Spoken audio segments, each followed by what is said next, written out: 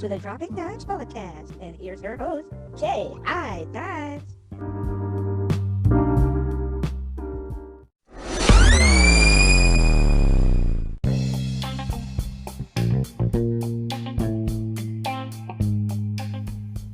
Yes, sir. Welcome back to the Dropping Dimes podcast presented by Yo and Yes. Again, many thanks to Snuggle Moments BH for sponsoring this episode.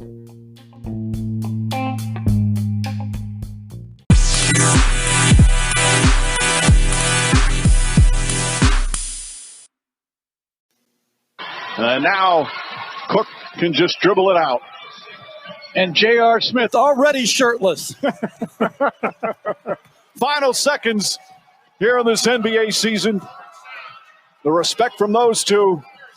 And that's it. It's over. This historic 2020 NBA championship belongs to the Los Angeles Lakers. The Lakers conquer the bubble, and banner number 17 will soon hang in the rafters.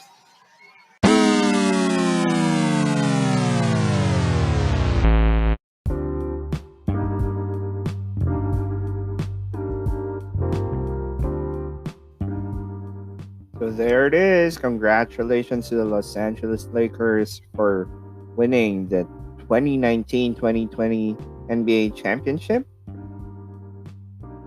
as they won against the Miami Heat 106-93. LeBron James led the way again with 28 points, 14 rebounds, 10 assists on 13 out of 20 shooting. Anthony Davis had 19 points and 15 rebounds and was stellar on the defensive end all game long. And then, of course, there was a big adjustment in the starting lineup. They placed Alex Caruso in, and even though he only had 4 points, 3 rebounds, and 5 assists, the impact of that adjustment really paid dividends as the Lakers really came out strong from the get-go. KCP had 17 points, and of course, probably the most important player in game number 6, Rajon Rondo with 19 points, 4 rebounds, and 4 assists. Rondo now has won championships with both the Celtics and the Lakers. Now for the Miami Heat, they really just kind of came out flat from the get-go. If the Lakers started really, really strong, the Heat, well, they just struggled. Jimmy Butler, he probably ran out of gas already. Only had 12 points, 7 boards, 8 assists. Bam Adebayo had 25 points, 10 rebounds, and 5 assists. Duncan Robinson only had 10 points. Tyler Hero struggled. He only had 7. Jay Crowder had 12. Goran Dragic was activated for this game. He had 5 points and 5 rebounds. Kelly Olynyk in 14 minutes of play, but this was mostly during garbage time already. Had 9 points and 7 rebounds. Kendrick Nunn was not as effective as well. He only had 8 points on 3 for 8 shooting. And then overall, even though the final numbers would suggest that the percentages weren't really as, the disparity in the percentages was not really as big, but, that was just because towards the end, during garbage time, the Heat just started making shots. But then this was really a complete dominant performance by the LA Lakers. They literally came out like a house on fire and played championship basketball. ironically, if you're gonna look at the stats, the Heat actually had more assists. They were just out rebounded by 5. I mean, if you will look at the stats, you would probably think, the points off turnovers. Lakers had 20. The Miami Heat had 14. The Lakers had more fouls. So if you just look at the numbers, you might think that this was actually probably a close game. But no, it wasn't. It was done. It was finished as early as halftime when the Lakers were up by 28. The Lakers played their best game. They were running and gunning. The defense was elite. From the very start of the season, that was their calling card. They were going to be a really good defensive team. That was the build-up. That was how Frank Vogel wanted them to be, and that's how they ended the season. That's how they won their championship, by playing elite defense led by, of course, Anthony Davis and LeBron James as well. So what a magical season for the Lakers. They captured, with that win, they were able to capture their 17th championship. Everyone is happy now. No one is hating on Danny Green anymore or Markieff Morris, who both actually played well today. But it was such a tumultuous season. Just imagine it ended October 12th. Last year the Lakers had their first preseason game. I think I don't know if that was October 10, but it was more than 1 year ago when the preseason started. Obviously the longest season in history, or in the history of the league. So many things happened. And the bubble in general, man, I think it really tested the will and the determination of the players. To stay in the bubble, to play there, to have to be away from your family. I mean, that is tough. But again, nothing but respect. I have nothing but respect also for the Miami Heat. And they fought. A lot of people said that this was going to be a mismatch. It really looked like a mismatch after game 1. And it also ended like a mismatch here in game 6. But for everyone who witnessed how the Miami Heat, how Eric Spoelstra, how Jimmy Butler, and the rest of these gutsy players, the Duncan Robinsons of the world, they just left it all on the court. It just so happened that they just didn't really have enough firepower to match the Lakers when they are at their best. But again, they have nothing to be ashamed of. I'm sure they're disappointed, but the future looks very bright for the Heat. Who would not want to go there now? Everyone would want, superstars who are trying to win a championship. That is the destination for you. Perfect culture, winning pedigree. Just imagine if they get, let's say, Giannis. Wow, that would be immense for the Heat. Like, superb acquisition if that will happen. Now let's talk about the Lakers. So this episode is all about the Lakers.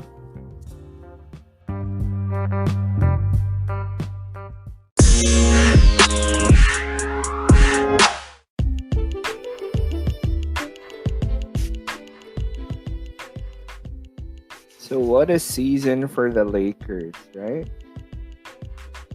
Just imagine July of 2019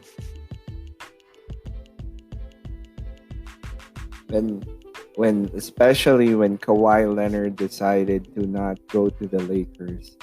At that time they already had AD, but we practically didn't really know what kind of team they would have. A lot of people thought, if Kawhi ended up with the Lakers, and then that's it. That's a short championship right there. But then, of course, what happened was Kawhi Leonard decided to go to the other LA team, the Clippers. And then they were able to... they gave up their whole future to get Paul George. But then at that time, people really thought that was super good. Like, man, like the Clippers are outclassing the Lakers, blah blah blah. And then, kudos to Rob Pelinka, the GM Rob Pelinka, for coming up with, moves that really allowed the team to find an identity. They hired a coach who was known to be a defensive guru. Then they also hired Jason Kidd to be the associate head coach. We know what Kidd brings to the table. He's more on the offensive end. And then they brought in guys. They brought in Danny Green. They even signed Boogie Cousins. They signed guys like Quinn Cook. And then, of course, the important, at that time, that didn't really look that, it didn't really look like they were doing something special. But then they re-signed guys like Rajon Rondo. And then they signed JaVale McGee. So these were some of the guys that they just they had last season. So of course there were a lot of doubts. There were a lot of doubts about the Lakers. A lot of people kind of like jumped on the bandwagon of the Clippers, especially because of the Kawhi fever going on after leading the Raptors to the championship. But of course, that was always, that the whole championship last year was really marred with a lot of what ifs. What if Clay never got injured? Or what if KD never got injured? Or what if Kawhi didn't hit that shot against Philly? All of those things. But then, things worked out for Kawhi. Then he was able to practically control everything during that time. They entered the season as heavy favorites, because the Clippers did beat Golden State twice, a healthy Golden State Warriors team twice, even without Paul George and Kawhi Leonard. While on the other hand, that no one wanted to, people thought that the Lakers basically just got screwed because of what happened. They were not able to sign certain free agents. But then just imagine the guys that they brought in. People forget they also brought in Avery Bradley, who wasn't able to play in the bubble because of personal reasons. And then they signed Alex Caruso. So many things that we didn't really think would be super important to them a year later. And then, of course, a lot of people, all the hate on LeBron, as usual, unwarranted hate. But man, LeBron just keeps on proving these people wrong. And I think that's the reason why they hate him even more. Because he just keeps on proving them wrong. They labeled him as the washed king, that he was done, that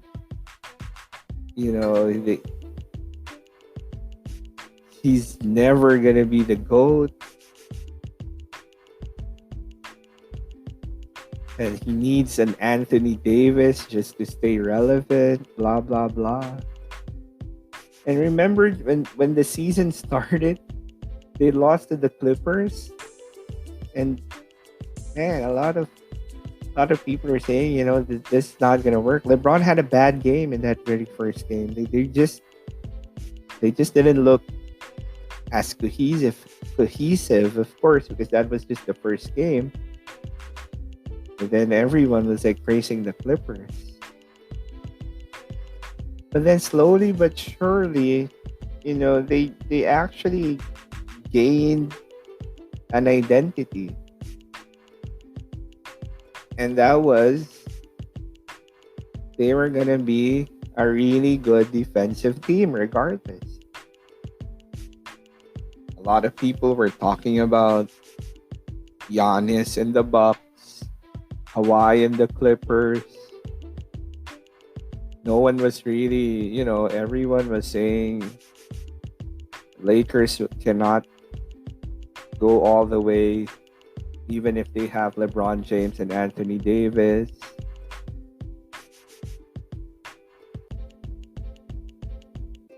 But then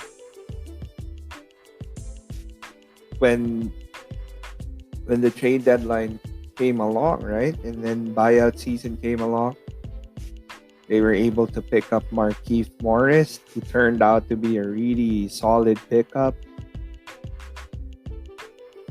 And then just imagine when the pandemic happened, they had to practically, all the momentum that they were working on before that, well, that was for all teams anyway. But then it turned out to be a blessing in disguise because they were a veteran team. LeBron got the rest as well. Well, everyone did.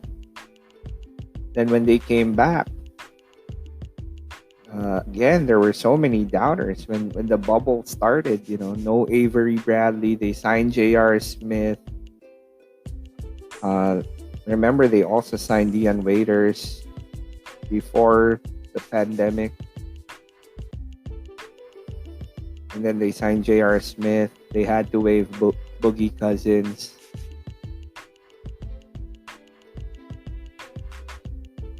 But even if they were like the number one seed in the West,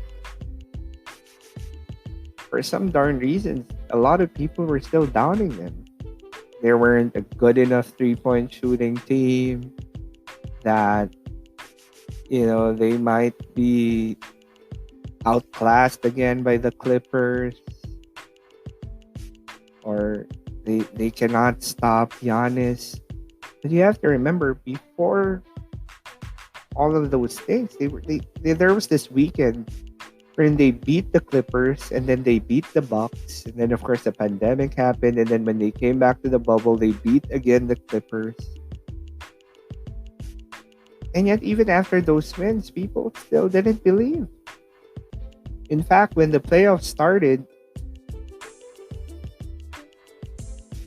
guys like Charles Barkley even said that they'll lose to the Blazers. Come on, man.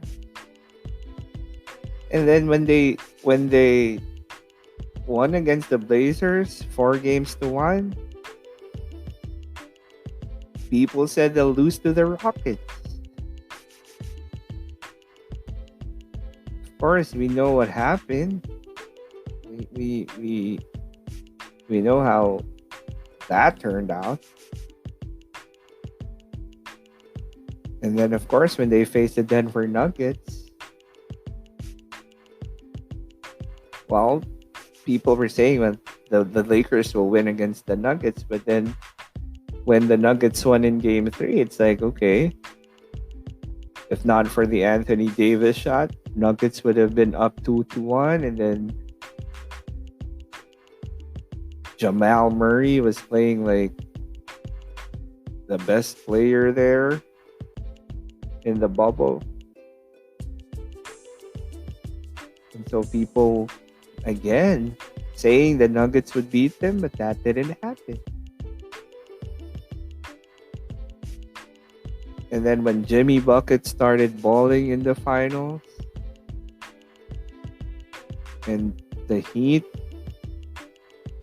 pulled off the improbable Game 3 win, then people started saying, well, the Heat might have a chance. And then they beat them again in Game 5, even after a big win by the Lakers in Game 4. And yet people were still saying that the Heat can still beat the Lakers. And how did they respond? They responded by playing championship basketball.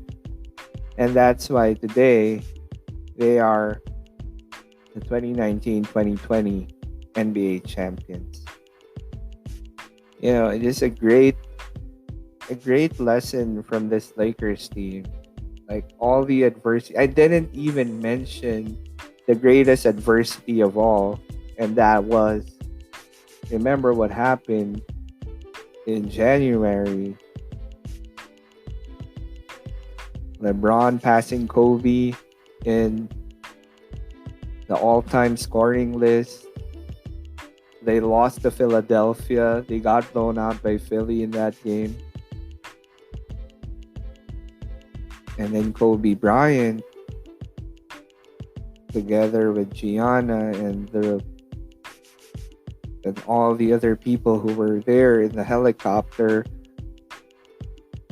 well, that tragedy happened. We lost the Mamba. So just imagine how tough that was, man. And then they had to go through that. All the emotions, the tributes. And yet, instead of folding, in spite of all the hate, this Lakers team bounced back. They used it as fuel. They used it as motivation. They used it as their rallying point.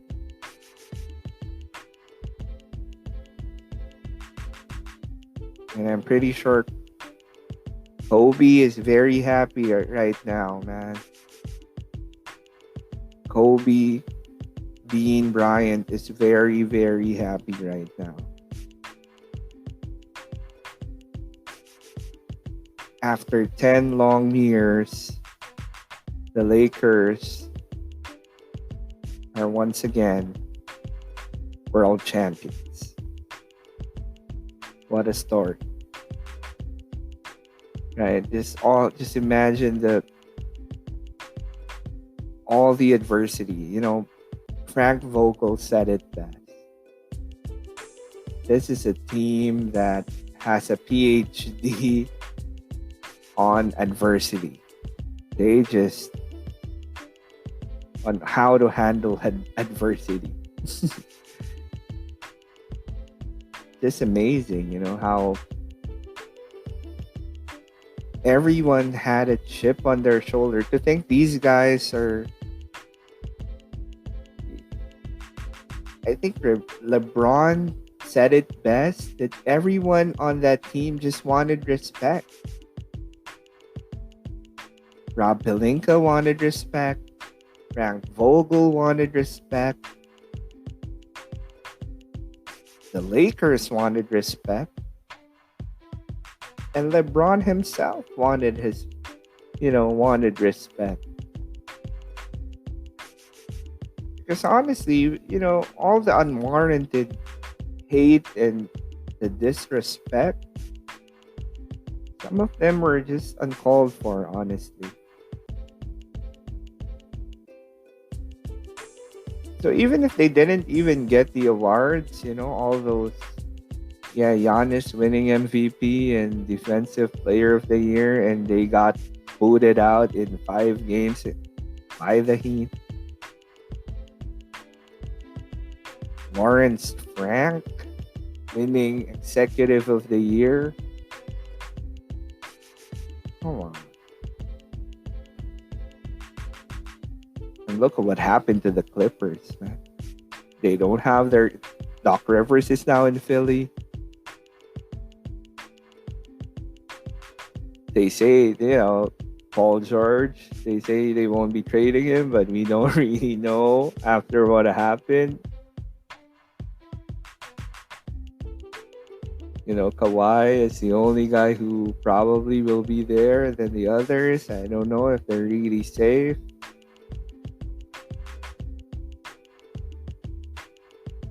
So, again, it all worked out well.